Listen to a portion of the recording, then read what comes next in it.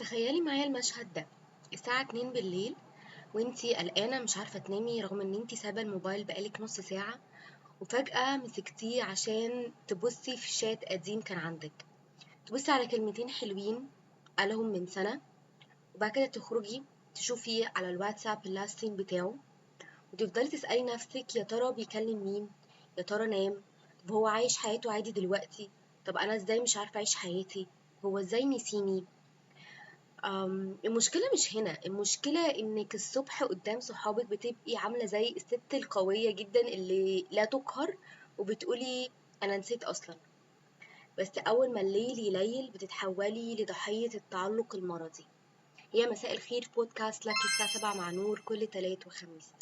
كل العلاقات الغلط اللي أثبتت فشلها في النهاية، قضيت وقت كتير قوي بحاول أتخطاها أكتر من المدة اللي عشت جوه العلاقة نفسها. جربت حاجات كتير قوي زي therapist، زي for example ان انا اقرا كتب كتير عن فك التعلق، ان انا اتكلم مع ناس بحبهم.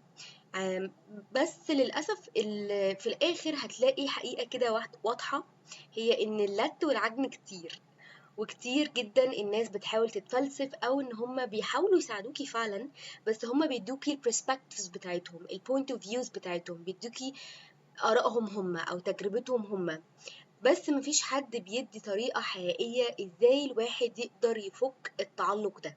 طيب خلينا الأول نعرف يعني ايه تخطي ويعني ايه تعلق. التخطي بيحصل لما تفتكري كل السيناريوهات الكدابة اللي كانت اتقالت لك في الأول من الأشخاص دي، وقعدتي تضحكي عليها لأنك اقتنعتي فعلا إن العلاقة دي انتهت وماتت خلاص وشبعت موت. لكن التعلق لما العلاقة تنتهي وانت عارفة ومقتنعة إنها انتهت، بس لسه قاعدة مستنية الرسالة بتاعت كل ما الموبايل ينور، كل مستنية إن حد يرن عليكي، عمالة تبصي كتير قوي على لاسين ومين فتح ومين قفل، بتقعدي تتفرجي على الستوريز، بتقعدي مستنية الابديتس بتاعت اللايف بتاعتهم وهكذا. فأنا النهاردة جاية بقى أقولك على 10 طرق إن انتي تحاولي تستخدميهم عشان لو انتي لسه متعلقة بحد، وأنا عارفة إن انتي كده كده مسمية نفسك ملكة التخطي، بس احنا عايزين نتأكد إن انتي فعلا عرفتي تتخطيهم، مش إن انتي بس بتقولي كده. فأول حاجة، احنا لازم نحدد احنا ليه أصلا متعلقين بالناس دي. خلينا الأول نتفق إن الحب حاجة والتعلق حاجة تانية خالص. الحب بيديكي لكن التعلق بيسرق منك. طيب، فاحنا أول حاجة احنا محتاجين نعرف احنا سبب التعلق ده ازاي. عايزاكي تحددي ايه الإحساس اللي الشخص ده كان بيديهولك، مش شخصيته ولا شكله، انا عايزة احدد الإحساس نفسه. لان اي شخص انت متعلقة بيه انت مش متعلقة بيه كبني آدم، انت most probably متعلقة بالإحساس اللي هو بيديهولك، سواء بقى الإحساس بالأمان، الإحساس ان انت lovable، الإحساس ان انت could be understood، ان انت مفهومة، ان انت مسموعة. فالنهاردة احنا جايين نشيل الشخص ده من الإحساس ده. أوكي، يعني الإحساس ده مش حكر عليه، بس مش هو بس اللي يقدر يديك الإحساس ده، مش هو مصدر الإحساس ده لا غير، وأي شخص تاني مش هيقدر يعني أكن الإحساس ده مرتبط بهذا الشخص وبس. يعني مثلا عايزة ان انتي تحسي بالامان، ففي حاجات كتير قوي ممكن تحسنيها في حياتك تحسسك بالامان، زي مثلا الروتين اليومي الثابت ده مصدر للامان، الفاينانشال ستابيليتي ان انت يبقى عندك فلوسك لوحدك، ان انت مش معتمد على حد، ده مصدر اخر من الامان. واكبر امان من غير ما انا اتكلم ان انت تبقي واثقه في ربنا ان هو معاكي ومش سايبك ومستحيل يسيبك لوحدك. فكده الامان مش مرتبط بهذا الشخص وبس. بلاش، عايزة تحسي ان انتي lovable وان انتي شخص جميل وان انتي تتحبي، ده بينبع من عدم ثقتك بنفسك. يعني انتي اصلا في مشكلة في الثقة بالنفس، انتي محتاجة تعززيها وتشتغلي عليها، وكده كده هتحبي نفسك. فمش محتاجة ان انتي تستني حد ان هو يحببك في نفسك. يعني مثلا روحي الجيم، او بلاش تروحي الجيم، ممكن تتمرني لوحدك في البيت، قصي شعرك، اعملي روتين معين، شوفي ايه اللي هيريحك. بس بالله عليكي اهم حاجة ما ترجعيش للناس اللي انتي ما صدقتي خرجتيهم من حياتك عشان بس انتي مفتقدة الشعور ده. فاحنا مش عايزين الناس دي ترجع تاني في حياتنا عشان انتي اصلا طلعتيهم لسبب معين. تاني حاجة حابة اقولك يا صديقتي ان خيالك واسع، فضيقيه شوية. يعني ساعات انت بتحبي الشخص مش مجرد عشان هو حقيقي، انت في صورة معينة اخترعتيها في مخك وفصلتيها على مقاسك، اخدتي منه كلمة حلوة او موقف جدعنة وبنيتي عليه فارس احلام مش موجود اصلا غير في خيالك انت وبس. عشان كده النسخة اللي انت تخيلتيها دي مش الحقيقة اللي كانت واقفة قدامك، وعشان كده لما الصورة دي بتبوظ انت بتنهاري معاها. عايزاكي تشكي في ذاكرتك شوية، هاتي ورقة وقلم أو افتحي النوتس على موبايلك. هنعمل صفحة هنقسمها نصين، النص الأول هنكتب اللي حصل فعلا، والنص التاني اللي كنتي عاوزاه يحصل. اللي حصل فعلا اكتبي فيها المواقف الحقيقية والكلام الحقيقي اللي اتقال، ولو لسه عندك الشاتس اللي انت كنت اصلا بتبصي عليها بالليل ارجعي لها واكتبي الكلام الحقيقي اللي اتقال. والناحية التانية اكتبي فيه الردود اللي انت كنت نفسك الشخص ده يقولها لك، والنسخة المثالية اللي انتي حاولتي تطلعيها منه وما عرفتيش. خلصتي؟ بصي على الناحيتين كده جنب بعض، هتحسي ان الشخص ده اللي بتبكي عليه او اللي انتي زعلانة عليه او ان هو بتحاولي ترجعيه تاني لحياتك ما كانش موجود غير في دماغك انتي وبس. فانا محتاجاكي ان انتي تطلعي نفسك من الحتة دي ومن الزون ده وتنزلي على ارض الواقع شوية. تالت حاجة، نتخلص من ما يمكن. عقلنا بيموت في حاجة اسمها ما يمكن، دي قشة الأمل اللي انتي بتتعلقي بيها.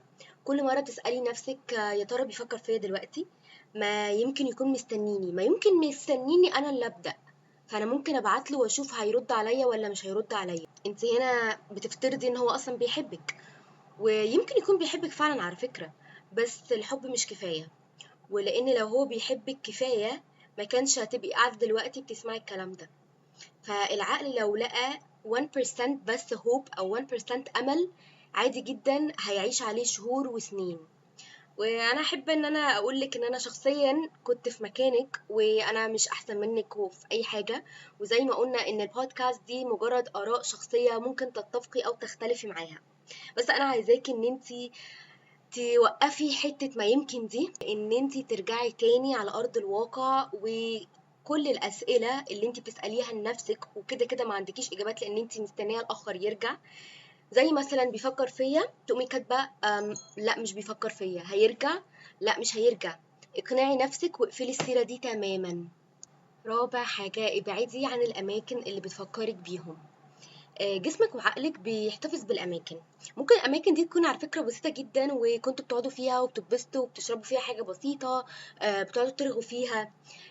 في مرة كان في كافيه كده معروف في الكوربة، كنت بحبه جدا جدا، وكان أول مرة أروحه مع ناس كنت بحبهم.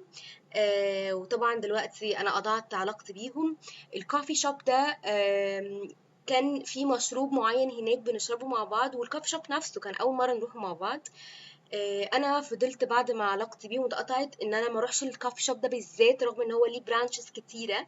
فكنت بروح البرانشز التانية، لكن البرانش ده بالذات اللي في الكوربه ما كنتش بروحه تماما، لان هو بيفكرني بيهم وبيفكرني بذكريات سيئه جدا. لكن دلوقتي لما بعدي من جنب الكوفي شوب ده او البرانش ده، عادي جدا ان انا اقعد في المكان، وعادي جدا ان انا اشرب نفس الدرينك اللي احنا كنا بنشربه مع بعض، ومش بفتكر اي حاجة ومش بفتكرهم تماما. خامس حاجة، ردي في الوقت المناسب او ما ترديش خالص وانا احبذ ده.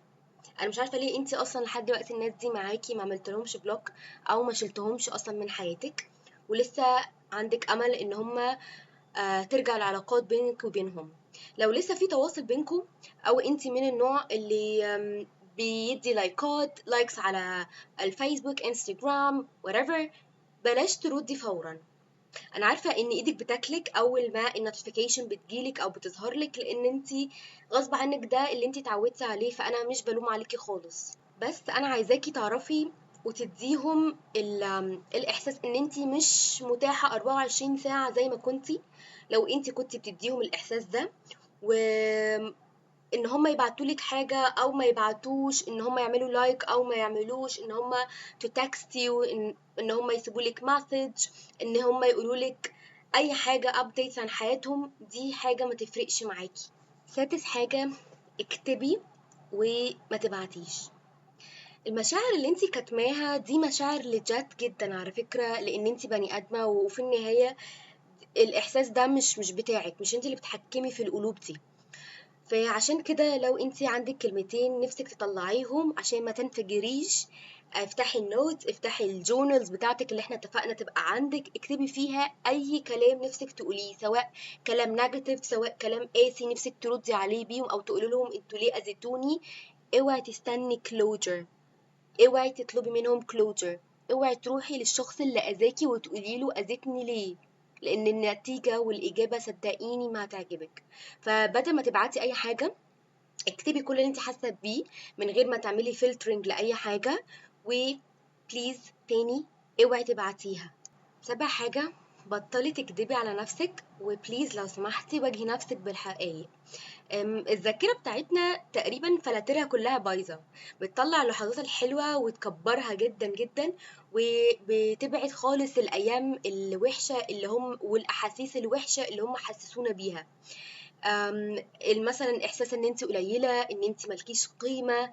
عشان كده يعني more or less إن ذاكرتك أو مخك بيحاول ينقذك، أو إن هو to save you من إن أنت تتوجعي، بس عشان هو بيحاول to save you إن هو بيحميكي، بس بالتالي ان هو برضه بيأذيكي، لان انتي بتبقي حاطه نفسك في حاجه مش حقيقيه.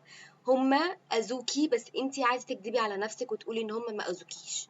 فانا عايزاكي ان انتي to be honest with yourself، خليكي حقانيه مع نفسك، وبطلي ان انتي عماله تكدبي على نفسك وتواجهيها بليز بالحقيقه.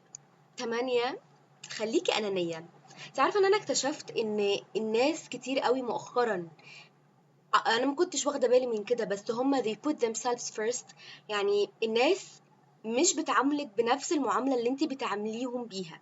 اوكي، في كود كده بحبه قوي بيقول لك don't expect you from others، يعني ما تتوقعش انت من الناس التانية.